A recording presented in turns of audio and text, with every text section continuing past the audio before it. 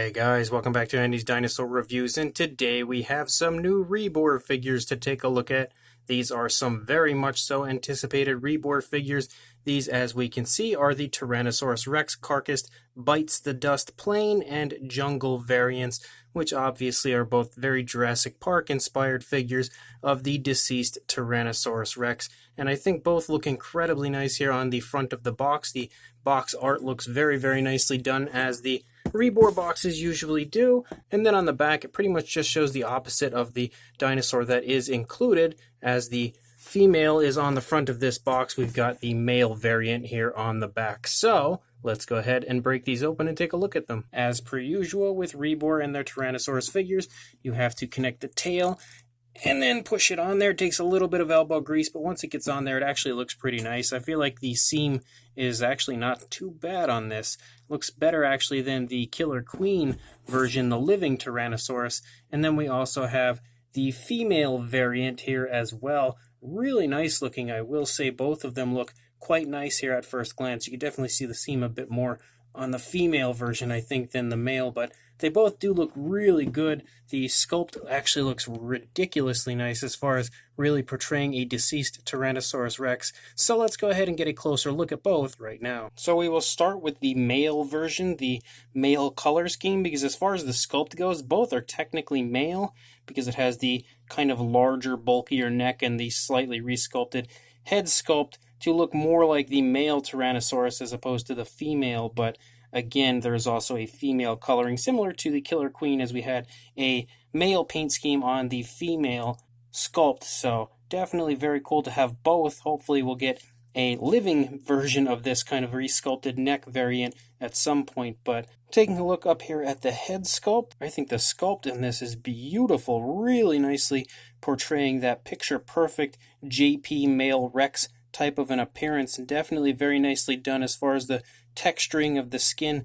pretty much reminiscent to all of Rebor's products. I think they really do a great job of replicating whatever it is that they are trying to replicate, and in this case it is a deceased Jurassic Park style Tyrannosaurus, and the overall appearance to the head looks great as far as the minute detailing goes. But I also must say how much I love the kind of blood all over the head sculpt of the Rex. It looks super, super nice, and they've applied it with a really nice gloss coat, which as well is extremely nice to see. And you can see even the slits here in like the palate area. And I feel like the actual paint scheme of this is way nicer than the version that we got from the male living variant, the Killer Queen version. As far as the male paint scheme on that version, I felt like the coloration here on the back just didn't look as good. It was more of like a light green where the yellow is, as opposed to a yellow. And this has a much nicer yellowish appearance to it, which I feel like looks so much better on the figure. Even in the palette area, you can see a little bit of the like yellowish coloration, which as far as I'm concerned, this paint scheme is actually quite nicer, again, than the Killer Queen variant. So it's pretty awesome that we actually got a really nice faithful looking paint scheme on this one for the actual sculpting of the neck and head to look more like a male version. You can also see as far as the eye is actually rolling up into the top of the head, which is extremely, extremely cool and really helps the overall appearance of looking deceased. And the eye definitely is painted really nicely. There's no sloppiness in that area at all. You can even see some more wounds right there underneath the eye, some more blood back here. And as we start to move back here into the neck, you continue to see some more of those wounds that this unfortunate Tyrannosaurus has encountered.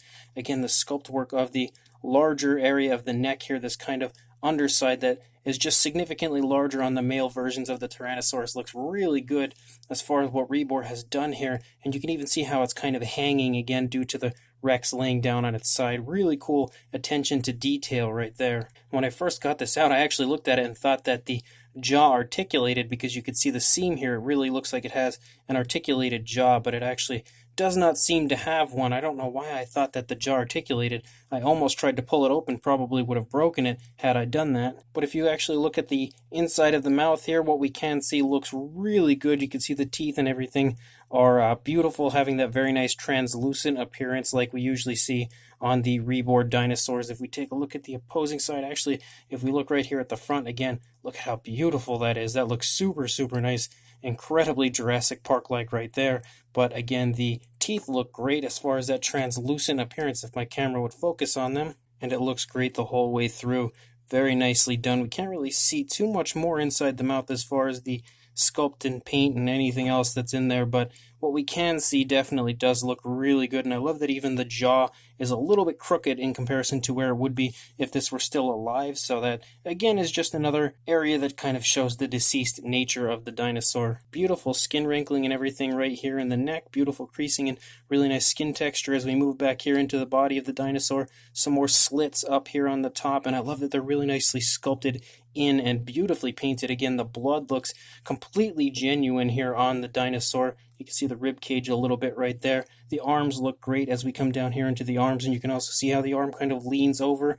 One arm is just laying on the ground, the other arm is leaning down. Again, beautiful attention to detail. That is exactly what would be happening with this dinosaur if it were laying deceased in front of me, I would imagine. And they did get the kind of very trademark Jurassic Park look to this kind of scaling on the underneath. Picture perfect as far as the way it appears right there, which is also a huge plus because sometimes people tend to miss that. And you see that really nice mixture of like darker greens and yellow stripes and everything. Same thing we see up here on the back, which again looks very reminiscent of the actual dinosaur and the way it was colored in the film. You can see kind of some osteoderms running across the hip region of the Rex, and again some more of that really nice yellow and the darker coloration that leaks in, looking really nice and very beautiful overall. You have the kneecap present right there. Again, another wound right back here. And I love that the blood isn't just within the wound. It's actually like out around the wound, which is, again, something you would definitely see on a dinosaur if it were dying and slit open like this. Really nice muscle tone as we move down the leg.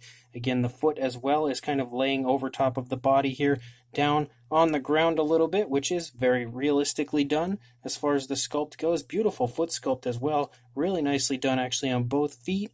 And again, the attention to detail on this is pretty much off the charts as far as the way the Rex would appear laying down on the ground like this. And then moving back here behind the leg, you can see the skin kind of pulling off of the tail here as this leg is pulling forward, stretching that skin quite nicely. Some more of these slits here, which again, if you look really close, look at how realistic that looks. That really genuinely looks like blood on the dinosaur, and the cuts look so realistic as well. And then we move out the length of the tail, which is in a downward bend kind of laying on the ground. If we look at the opposing side of the dinosaur, you're going to see actually some more wounds right here in the neck. So the dinosaur has definitely been beaten and abused quite a bit before it was killed. Once again, over here, you can also see the eye kind of rolling up into the back of the head, really showing how the dinosaur is 100% dead at this point in time. You can even see some of the blood kind of leaking up here on the back and the back of the neck of the dinosaur. Another wound right here. You can really see how nicely sculpted out that kind of thicker neck is on this side. And you have some phenomenal detail all throughout the Rex. Beautiful ribcage, once again showing some more really nice skin folding and everything going on. You can see just generally how like flat the body appears on this side due to it laying down on its side. Again, everything would be really nicely squished on the dinosaur with this much weight on the side of the dinosaur. And Rebor has completely sculpted all of that detail out in picture perfect fashion. It just looks incredible in every area. And then we lead out the length of the tail. Again, the tail sculpt looks great everywhere.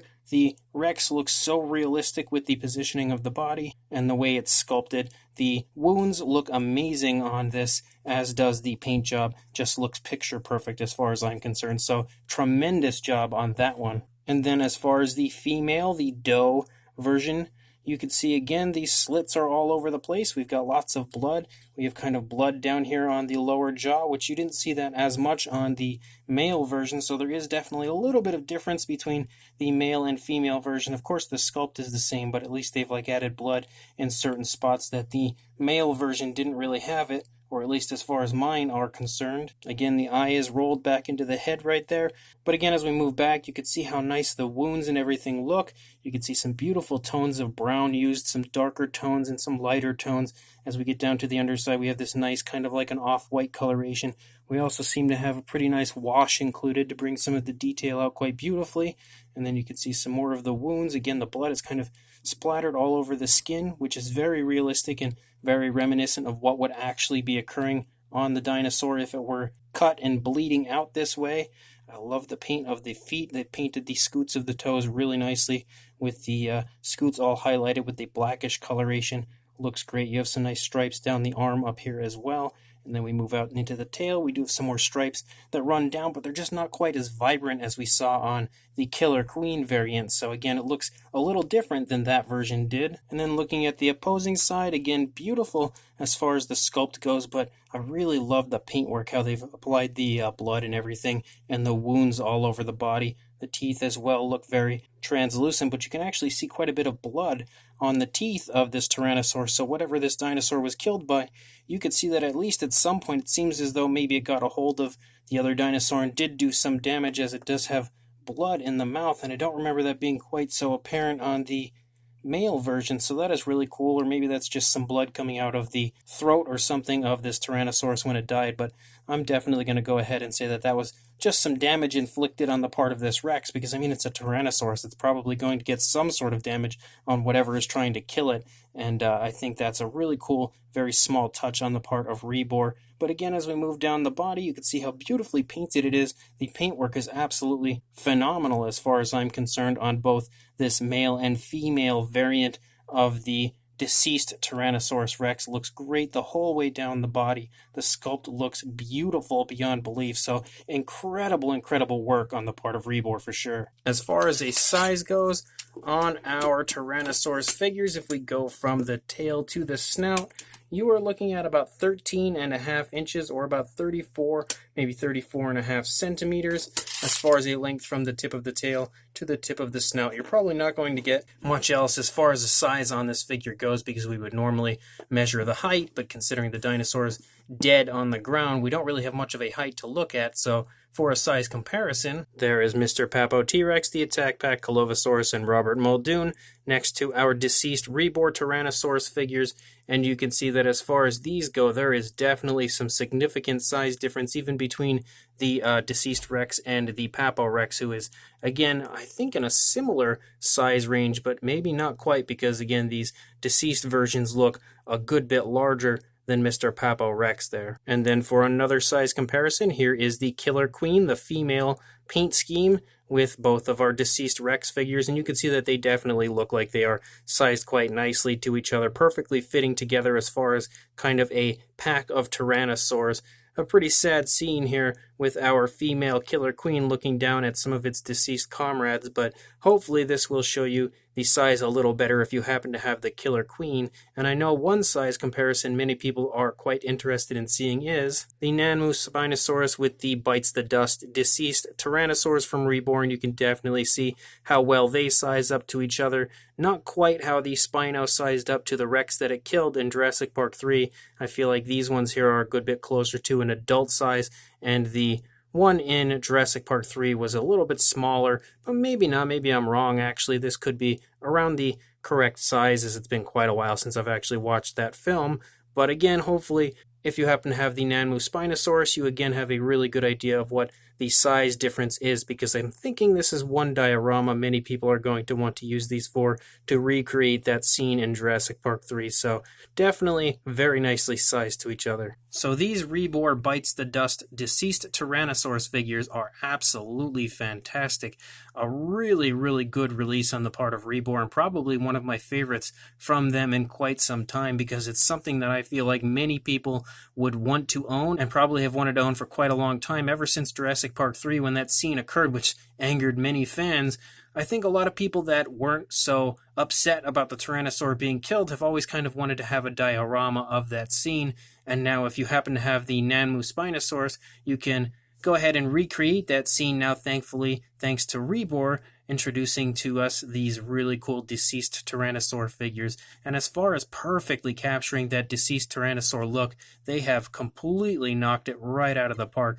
Rebor have really outdone themselves on this release, and again, the sculpting and the detailing of the figures, as far as looking straight away, looking like a JP male Tyrannosaurus Rex, I think these are pretty much picture perfect. The sculpts are so good, incredibly highly detailed, and pretty much picking up every ounce of detail that is present on a male Jurassic Park Tyrannosaurus and bringing it to us here in really nice model form. Again, really makes me want to see another Tyrannosaur released from Rebor. Not that we haven't had a ton already, but having another one released from Rebor with this kind of resculpted neck in the future to have a real living version of this sort of a male Jurassic Park Rex as opposed to the previous version, which kind of had the female sculpt but the male paint scheme. But again, having this now male type of a look to the sculpt with this Rebor release, this Rebor Tyrannosaurus, is incredibly exciting, especially if you were kind of upset about getting the Killer Queen without the resculpted neck. You now have a choice between that one and the unfortunately deceased